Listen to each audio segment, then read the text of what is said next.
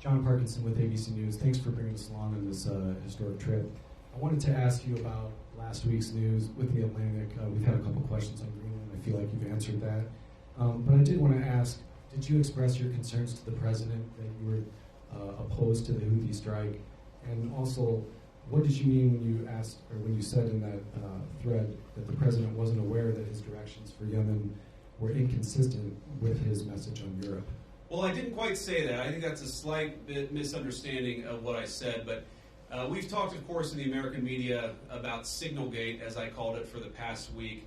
And here's what I told the president and the entire national security team, is that, yes, it is in the interest of the United States of America to preserve navigation. Yes, it is in the interest of the United States to kill terrorists who are preventing navigation in the Red Sea, but we got to make sure that we do it right. We have to be careful. We have to make sure the timing is right. And of course, what that leak revealed, I think, is a private communication between the president's senior advisors about how best to prepare the American people for what we all thought we had to do, about the right timing of when we should do something, and of course, surfacing the strategic questions that we needed to decide and brief the president on so that he could ultimately make the decision about what we would do.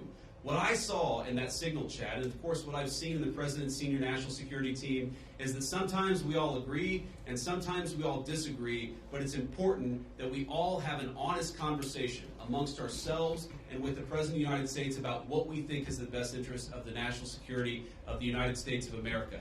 I support the President's decision to strike the Houthis. I always supported the President's decision to strike the Houthis, and I support the national security team having the argument about how best to serve the Americans. What are the findings? I think we'll get an update soon. Look, we take it very seriously. We all accept that a journalist should not have been invited into the chat, and members of the administration, including my dear friend Mike, have taken responsibility for it. But I find the American media's obsession with this issue very, very interesting, because I happen to remember about 4 years ago when American military leadership made a catastrophic error that got 13 innocent Americans killed in Afghanistan and had about $80 billion in military equipment turned over to one of the worst terrorist organizations in the world.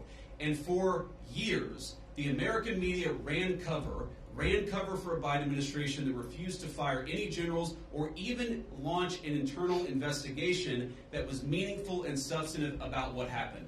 And now the same American media that covered for the Biden administration after the untimely death and the unnecessary death of 13 brave Americans is really, really interested in forcing the President of the United States to fire someone because of a Signal chat.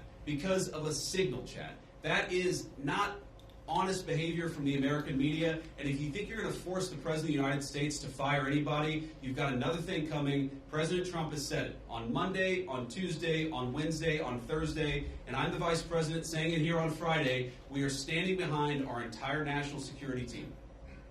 Can I just ask you about... Yeah, go ahead. The tariffs. There's been some retaliation, some signals at least in the media that Canada's going to respond, some of these others are going to respond to the president's tariffs.